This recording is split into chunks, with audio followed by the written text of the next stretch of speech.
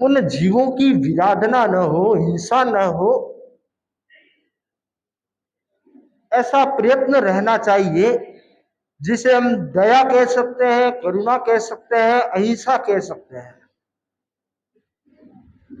तो अहिंसा के पालन से हम किसी जीव को तकलीफ नहीं देते, तो एक दृष्टि से सिर्फ हम उन्हें तकलीफ ही नहीं देते, उन्हें तकलीफ नहीं देते, साथ ही साथ हम अपनी तकलीफों से भी बच जाते हैं।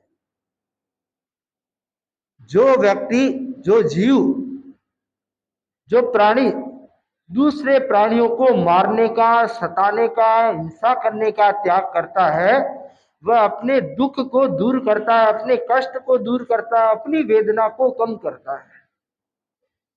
इसलिए भगवान महावीर ने अहिंसा का महान सिद्धांत दिया है और उसके साथ बहुत सारे नियम जोड़े।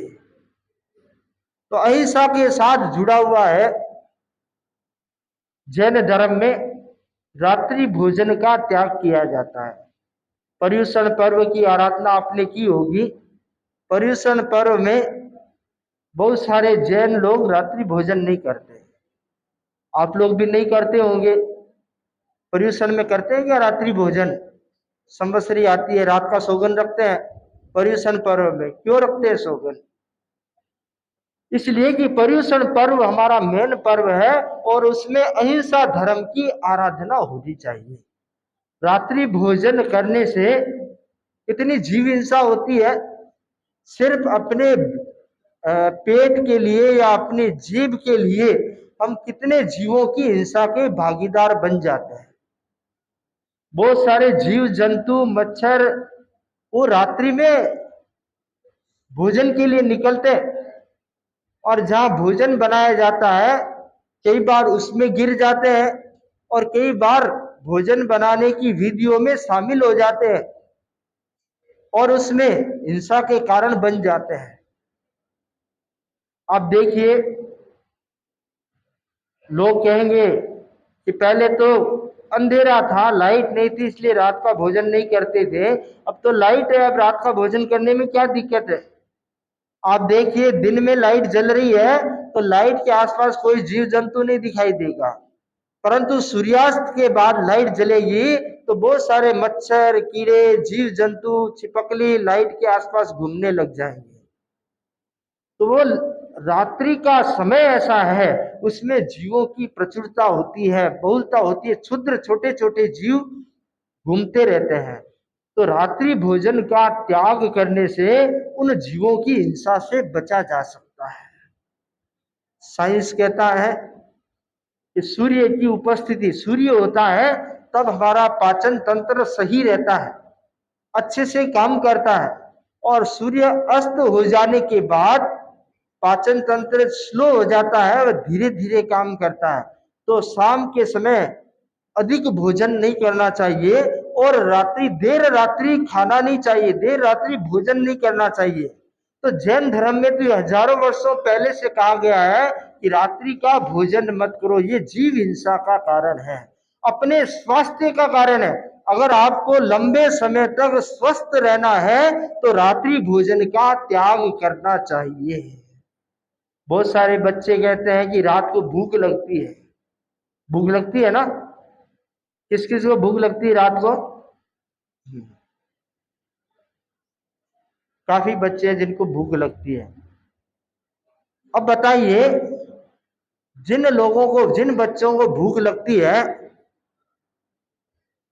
क्या वे भूख को सहन कर सकते हैं 4-6 घंटा? कितने बच्चे हैं जो सहन कर सकते हैं भूख? बहुत अच्छी बात है, काफी बच्चे भूख को सहन कर सकते हैं। आपको पता होगा, अगर हमारे कोई त्याग लिया हुआ है और उसमें कोई तकलीफ आती है, कष्ट आता है, और हम त्याग पर अडिग रहते हैं या संकल्प पर अडिग रहते हैं और उसको सहन करते हैं, तो बहुत कर्म क्षय होते हैं, कर्मों की निर्जरा होती है। भारतवर्ष में कहा गया है, रघुकुल रीति सदा चली आई, प्राण जाई पर प्रण नहीं जाए, वचन नहीं जाए। तो जो संकल्प है, जो नियम है, जो अनुशासन है, उसका पालन करना ये हमारा परम कर्तव्य है।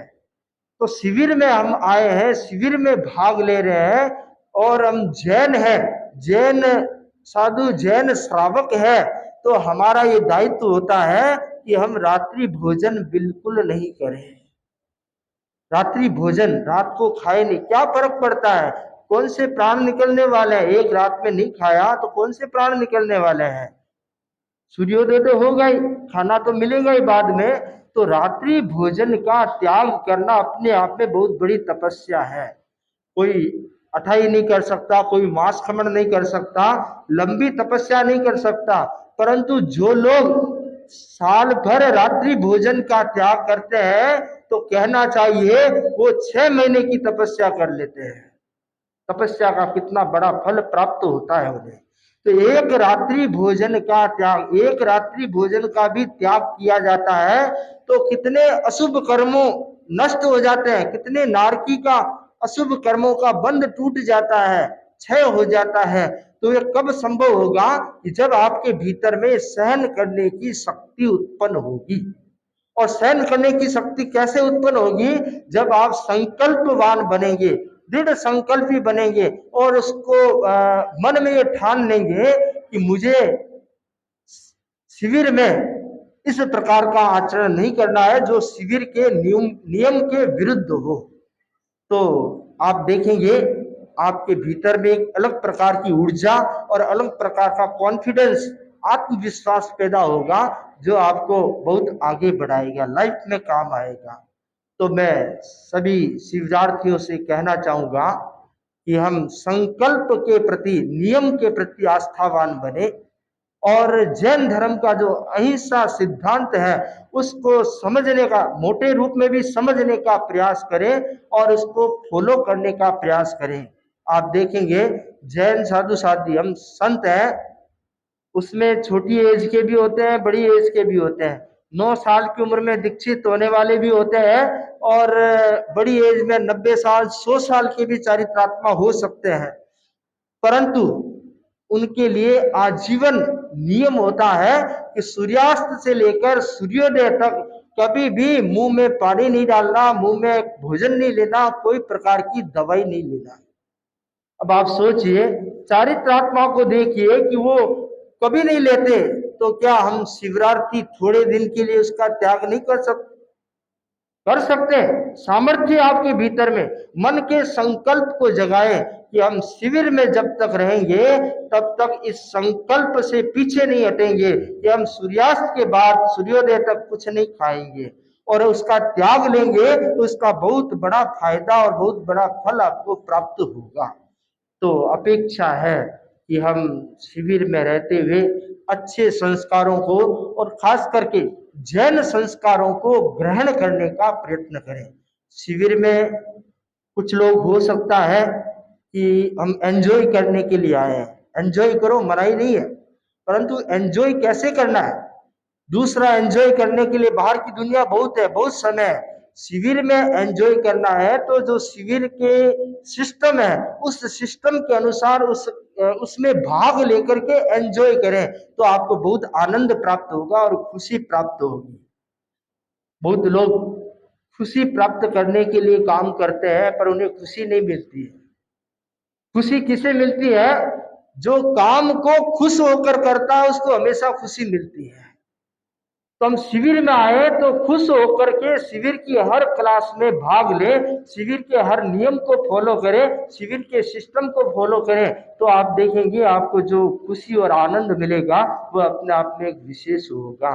तो मैं सभी शिविरार्थियों को यही कहना चाहूंगा कि शिविर में आए हैं तो कुछ जैन संस्कारों का संग्रह कर करे अपने साथ ले जाएंगे तो शिविर में आना आपका सार्थक और सफल हो सकेगा।